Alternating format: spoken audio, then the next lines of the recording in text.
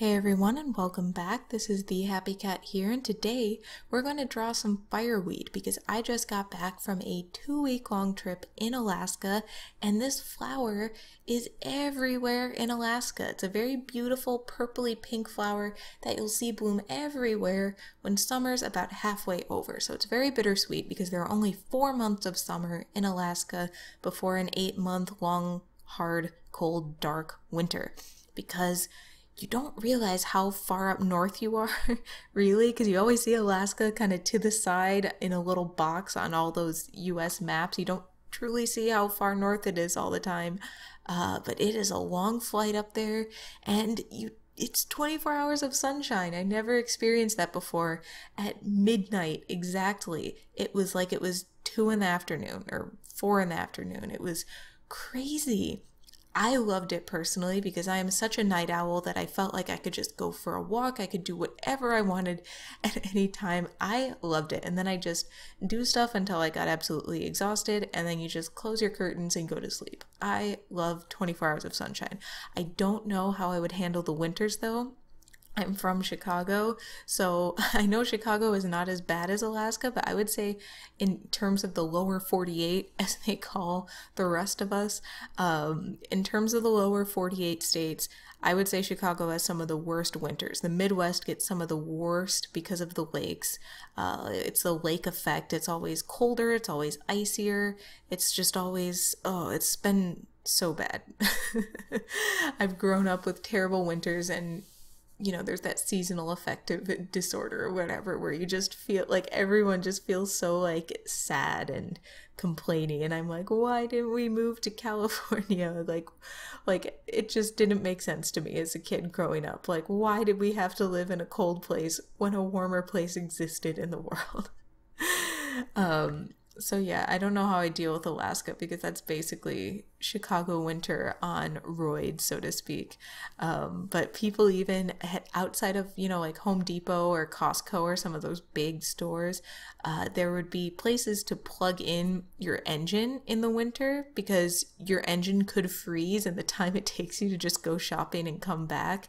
There's just so many crazy things about Alaska. And so like I was saying, a lot of people don't realize really how far north it is. And I think a lot of people kind of imagine, I say a lot of people when I'm really referring to myself, I'll stop doing that. I really thought it was kind of like, I knew it was a big state, and I knew it was very sparse and, a lot of mountains. So I was kind of imagining like much larger Colorado or something. But it's so not. It makes Colorado look like this densely populated, cute, quaint city. Alaska has about like 700,000 people total, I think, and about half of them live in Anchorage. Then you have Fairbanks, second most populated, Juneau, third most populated, and they're really not as big as you might imagine, or as I might imagine. I remember there is a book I was reading on the way, and I was borrowing it, and I didn't finish it, like on my way up to Anchorage, and I didn't finish it, and I was borrowing it, so I thought, oh, there will for sure be a place to buy this book in Anchorage, or I'm sure it'll be like a city sort of thing where there will at least be a bookshop within 20-minute walking distance. You know what I mean? There will be a bookshop somewhere. But no, it was so not like that. The downtown, it kind of reminded me of some of the smaller medium-ish towns in the Midwest, but definitely not like a city. But to Alaska, it's a city. So no shade on Alaska there. But yeah, I signed on an apartment in Seattle and then drove up to Vancouver, took a boat to Ketchikan, Juneau, Skagway, then docked in Whittier, which is that place you see on r/creepy because there's one apartment building that everyone lives in and they shut down the tunnel at night in winters. So it seems like this weird World War Z Walking Dead sort of perfect scenario. And then there's an abandoned army barracks, and the place is so remote that no one's gonna bother to knock it down. So there's just this creepy, abandoned, deserted barracks just kind of looking over everything. And yes, people do live there. And yes, you can drive around it in literally 30 seconds. You can go through the residential, commercial, and industrial districts of the city of Whittier. And the only way out, like I said, there's a tunnel. There's only one lane, so every hour it switches between traffic going from Whittier out and from out going into Whittier. So we actually had to drive around the town, what there was of it, a little bit, just so that we could wait for the next hour to hit so that we could have the out traffic going out through this tunnel. Now this tunnel is 3 miles just into a mountain. Now I don't know if you guys have ever been in that kind of tunnel before where you just know there is mountain above you, there are no supports. It was basically just the natural arch of this hole they blasted that was holding everything up. It was really kind of crazy, really creepy, especially knowing that if someone just went in the other way, there's nowhere for you to go, really. If you get what I mean, since it's one way, like people could just smash into you, and it was such a crazy, creepy experience, because it's one thing when it's just a 100-foot tunnel, it's another thing when it's a 3-mile tunnel, and you really understand the phrase, seeing the light at the end of the tunnel. Maybe this is just my anxiety. Maybe, I don't know. But anyways, we went through the tunnel to Anchorage and then drove from Anchorage through Denali National Park to Fairbanks, where we ended our trip. But it was really great. And I have a bunch of different stories, but the one thing that really stuck out to me that I just wanted to say here was just how, you know how people say like, oh, the real world is like this, or you need to prepare for the real world and get a job.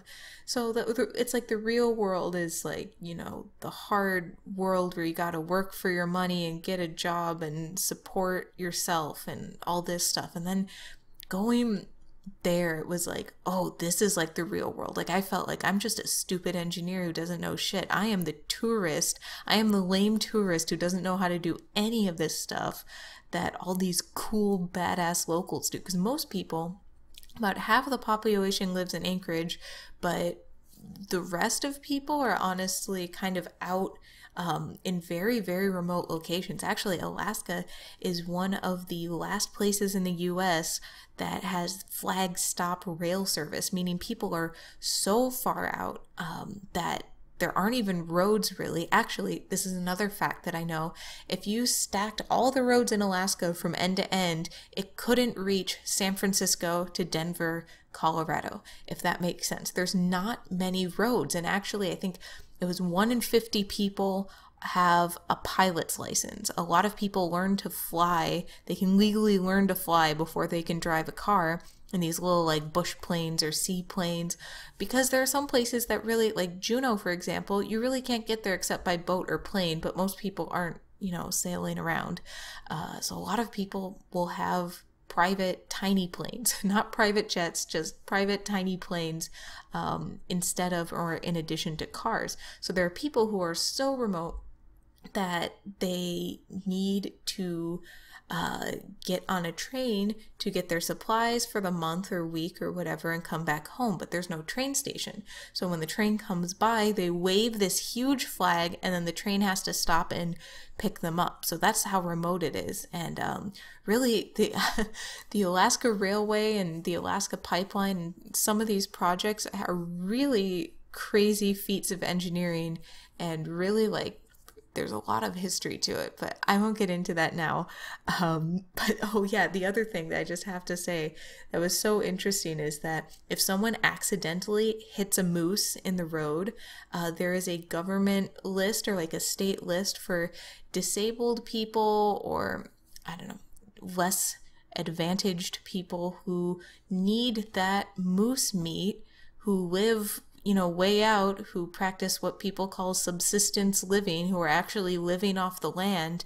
And the government, if someone hits a moose by accident, the government, the police officer, park ranger, whoever's there, will call whoever's on the list on a lottery system and say, there's a moose here at this location. You have 3 hours to come and get it. And the person will drive in their car or do whatever. They'll pick up the moose and they'll use the meat and the parts. And a moose you think in your head of what a moose looks like, and it might not seem that big, but they are, first of all, very, very big, and they could feed a family or person for probably the whole winter. It's really amazing when you see how much just one animal can do for a whole household. And that's where I was thinking, like, this is kind of the real world. You know what I mean? Like, these are the people that are surviving in a zombie apocalypse. Like, when all of our, like, human structures inevitably crumble in the heat death of the universe, somehow these people will all survive. Alaskans, or at least frontier living Alaskans. And I was just thinking about the other thing is that you really see environmental impact. It feels a lot more real. And this isn't like a call for like, donate to this organization or you guys should improve your habits. I'm not saying that at all because I'm probably guilty of anything that I would tell anyone else to do. I just mean, for example, the glaciers. You don't hear about glaciers that often, but when you see them, it's this crazy, amazing experience because it's one of the most ancient things that's still around. Like, you don't think about that, but it's an ancient ice that has advanced and receded throughout history. It's carved out all of these lakes and mountains, like the Great Lakes, like Lake Michigan, all of those in the Midwest, those were carved out by massive glaciers. And here we have glaciers that they naturally do recede and, what do you call it? Ascend? Or I don't know what the opposite of a receding glacier is. I'm so sorry. But now, due to global warming, if people still don't believe it, they used to recede naturally at about 10 feet per year. And apparently, like last year and the last couple years, it's been going up to 1,000 feet per year. And all of these ecosystems, it seems like, what's the big deal? Because it's ice. I mean, first of all, it's kind of like an ancient relic that we're obviously ruining, but also all the minerals. You will see the rivers very, very visibly have a different color. It's this very pretty blue-green color from the glacial silt. And there's all these minerals that microorganisms and all different life feed off of. And then, it goes higher and higher up the food chain to, the whales in the area. And you even see there are people who are very just directly 30 years ago, every mountaintop had tons of ice all over it. And it was very even old ice, like sometimes years old, decades old. And now that's all melted too. It just makes it have a much more real impact. Or even just seeing, this is a place where there were wolves sitting at the side of the road and like a park ranger was called out there because it's like, what do we do about these wolves? I know exactly what to do if you see a moose or a bear. This was drilled into my head so many times by so many different people. So, okay, we can all learn together. If you see a moose, they're pretty much non-confrontational. They're not going to try to eat you. But if they make eye contact with you, or if you're kind of in their space, then you want to back away slowly. You just want to leave. But if they look like they're about to charge you, if they're really making eye contact with you, then you run away. You either run behind a tree or run in a zigzag because they'll probably won't chase you. They just want you out of their space. But you do see quite a few moose and you want to watch out for them in the road. But it is crazy to just see moose walk out and they're in the wild. It's not like they wandered into people's space. It's usually that the roads are directly in natural habitats. And that's what was cool. It was like, you think the world is just naturally moving towards this like urbanization, and then this is one place, at least in the US. I mean, I know there's tons of other places in the US, but this feels like one of the largest places in the US where so much of it is still untouched, where people really do kind of live around the nature or live in spite of it, because it's a huge state. It's 2.5 times larger than Texas. Like, it's huge, and like less than 1% of it has like human buildings or roads on it. It's just massive, and so I think that's what makes it so unique. But where was I? What were you talking about with, oh yeah, the bears. Okay, so if you see a bear, do not run. Don't run. That's the thing. Stand your ground, because as soon as you run, they have this instinct to chase and the bear will probably win. Apparently, bears have a very bad sense of perception when they're on all fours, which is usually, how they're walking around. And so if you stand up, stand your ground, and you wave your arms above your head, not like vigorously, just kind of wave them above your head, they think you're looking a lot bigger to them than you actually are, and you're looking a lot scarier to them than you actually are. And so usually, theoretically, the way it generally goes is that the bear will then likely get up on its hind legs to also look big and kind of sniff you out.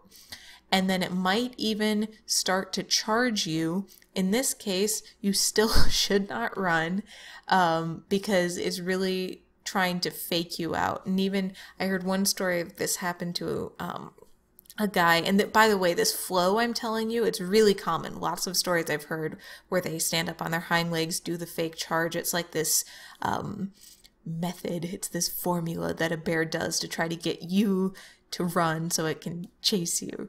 But if you just kind of yell, make noise, bears are actually pretty skittish though. Like you won't come across a bear too often, especially on marked trails where the bears know like who people are and what people are all about, because they're pretty skittish. They don't like human noise. They don't want to eat people. Usually bears aren't so starved, I guess. I guess it would be kind of a sick bear if it tries to specifically go after you to eat you. But otherwise, it's usually that a bear just kind of stumbled into you and now you both have to deal with each other.